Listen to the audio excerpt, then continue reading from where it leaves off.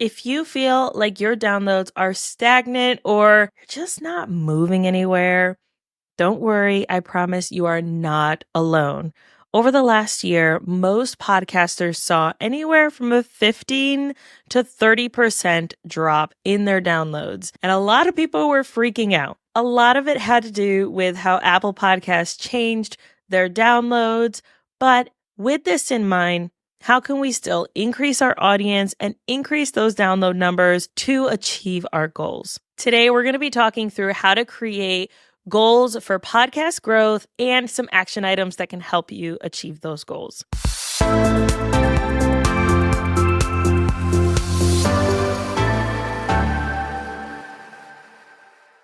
Hello and welcome to another episode of Successful Podcasting Unlocked. I'm your host, Alicia Galati.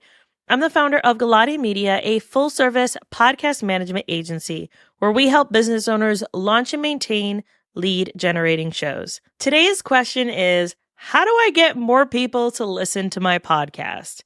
This is a question I get often, especially as someone who works in the podcasting space, and I want you to take a moment, think about your goals. There are typically 4 goals that we see podcasters who have a business that are using their podcast to generate leads. There are usually 4 goals that they are focused on.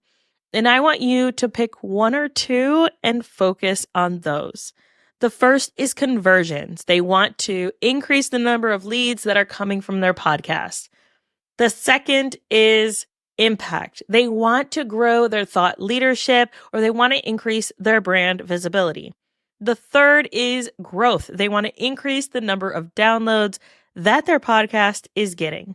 And the fourth is engagement. They want their listeners to respond, to interact, and to take action based on the content within their episode. So with that in mind, if your goals are either conversion or impact, go back to those episodes where I talk through action items that you can take to achieve those goals. But if your goal is growth, then you are in the right place because that's what we're going to be talking about today. Before we get into actually creating these goals and what some examples of those goals could be, we want to make sure that we're creating SMART goals. They should be specific, measurable, achievable, relevant, and time-bound. So with that in mind, let's go ahead and get into some examples and then actions you can take.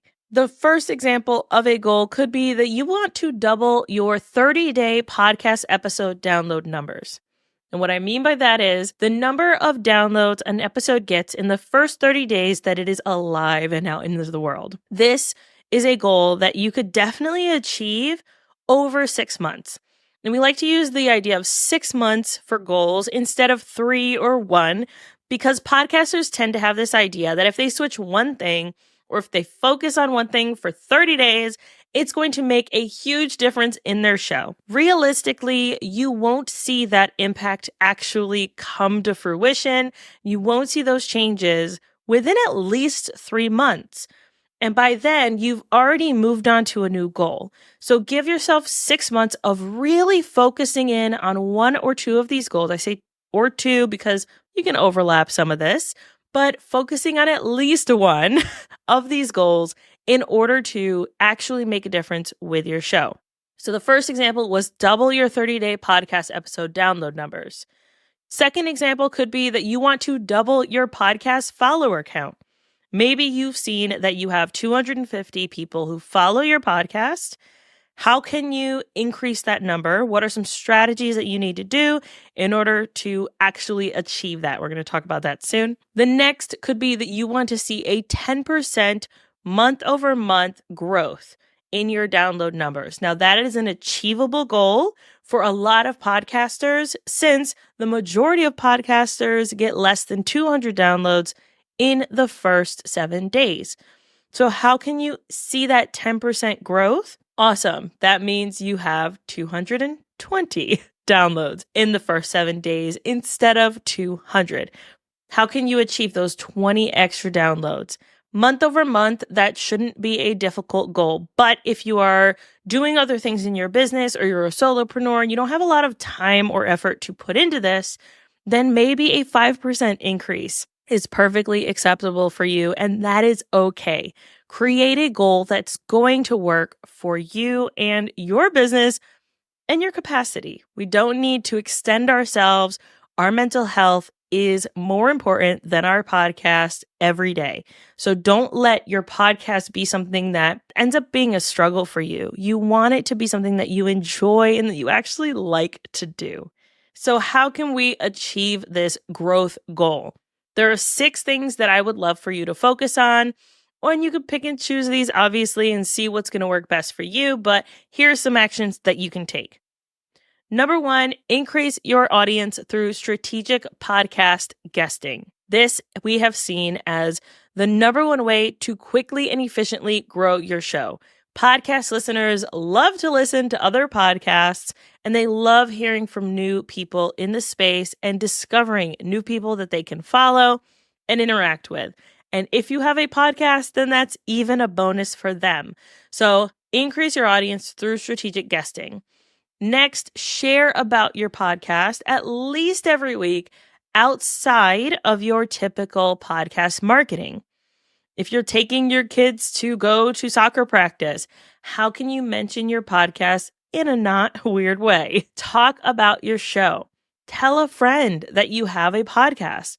I recently had a conversation with a client where they have had a podcast for almost an entire year now. And a friend said, "Oh my goodness, I didn't know you had a podcast." And they've been talking about it nonstop on their social media. You got to tell people, share about your show. Next, follow best practices for your podcast marketing strategy. If you have an audio-only podcast, you really, truly need to have a video marketing aspect of your show. Your reels, your TikToks, your shorts, all of those need to be in video format of a talking head to allow your audience to see you and stop their scroll. Follow what works in marketing today. Number 4, engage with potential listeners. Actually be social on social media. And I know this might feel like, oh man, another place to show up. Pick one. Where do you find yourself scrolling at night? How can you interact with potential listeners during that time? How can you be intentional about connecting with people who could be listeners or who are already listening and would love to hear from you?